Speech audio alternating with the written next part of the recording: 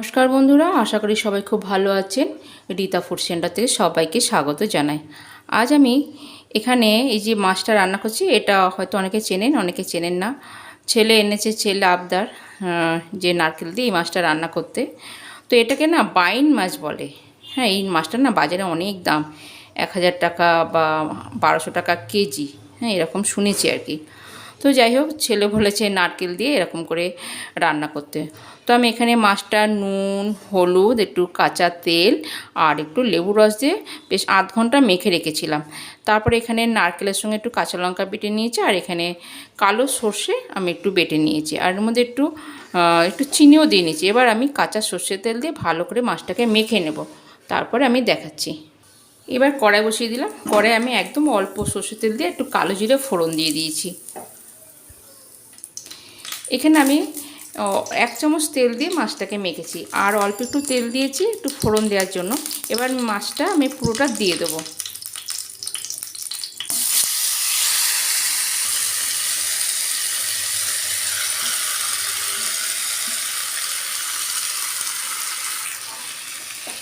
মাছের মধ্যে লেবু রস দিলে কি হয়, মাছে না একটা আস্তে গন্ধ, সেটা গন্ধটা লাগে না, আর মাছটা বেশ ভেঙে যায় না, আর কড়াইয়ে না ভাজার সময় লেগে যায় না। দেখুন, একটু কিন্তু লাগবে না, একটু ভাজা ভাজা করব, তারপরে একটু অল্প একটু জল দেব। এই সময় গ্যাসটা পুরো বাড়িয়ে রান্না করতে হবে।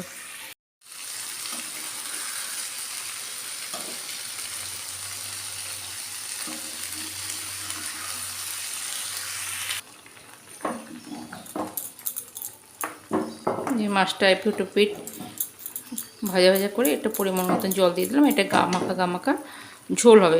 এই মাছে বেশি ঝোল ভালো লাগে না। একটু ঢেকে দেব।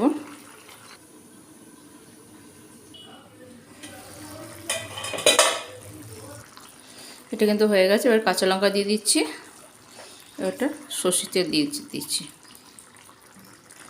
বেশ একটু নাড়াচাড়া করে ঢেকে রাখবো।